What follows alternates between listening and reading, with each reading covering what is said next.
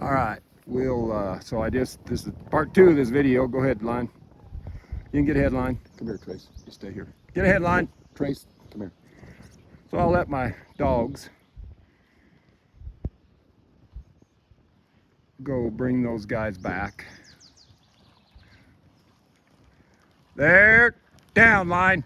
What are you doing? There, down. All right, now easy. Line, hey! Easy.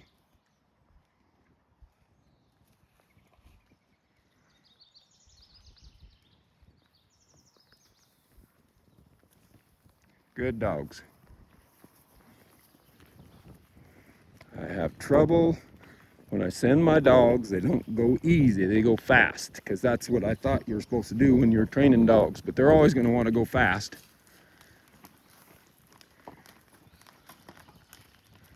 Good, and we'll just there, down. Trace. There. And we'll just let them all wander their way in there. All right, good job. Okay, they go down the lane here. And then now they're gonna be on fresh feed. And what I'll do, now I only got 10 head here or so. So I'll just,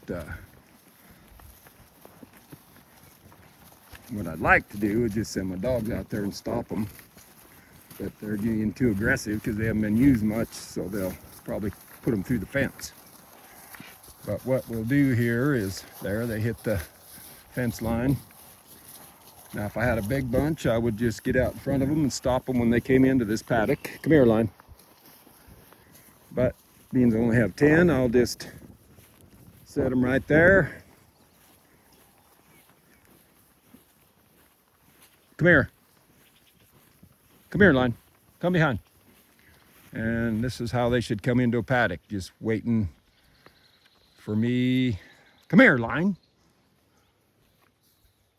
To tell them what to do, kind of. So with the dogs and these cattle, I can control them.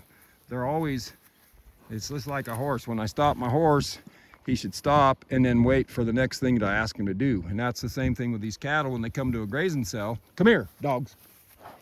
Should be my dogs too, but. So when they come into a grazing cell or into a pasture or a yard or whatever, I should be able to stop them.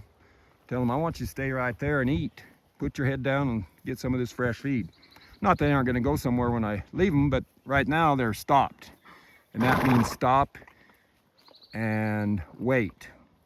If you don't have that broke into your cattle, and that's where I think people really make a mistake by not roe deering or holding their cattle up and putting them in a ring or a roe deer, as they would call it.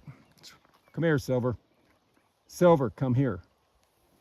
So by doing these things, you teach them to stop and listen to you. And I see so many cattle that don't know how to stop and listen to somebody. They're always thinking about getting away. And mine are always thinking about, or hopefully mine are always thinking about, okay, now what do we do? He's got us stopped. What is he wanting us to do? And that makes cattle gentle but responsive, you see. So a lot of cattle that they're just get so gentle but they won't respond. But I want these guys to respond and listen to me. And this is a part of grazing that I think is really missed. Now, I'm hearing a lot of talk about collars, and they're used for grazing. I wouldn't disagree with that. I think it's going to be a great thing. Rather than putting up electric fence all the time or herding, you can, but the thing we're going to do is we're going to miss. We don't have enough of it as it is, of handling our cattle and getting them to stop and go like this. And you can say, well, there's only 10 head. I don't care if it's 1,000 head. They used to do it every night in a trail herd.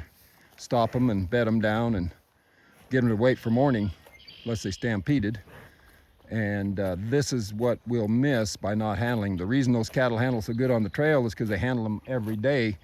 I'm sure they didn't start out too good, but I bet they got them pretty well trained before they left. And that's the trouble with all these things. We don't handle our cattle much anymore. We just go out there, and the only time we go out there is let a fence down, let them go to new grass, and they get to stampeding over us. Or we gather them up and jam them in a corral and put fly spray on them, or stick a hand up them, or give them a shot, or do something that's not very fun. So I think it's very important, if you're going to do anything, you got to get around your cattle. Well, you don't have to. It's just if you want them to handle like this, then you want to get around them and handle them. And a managed grazing system does that very well.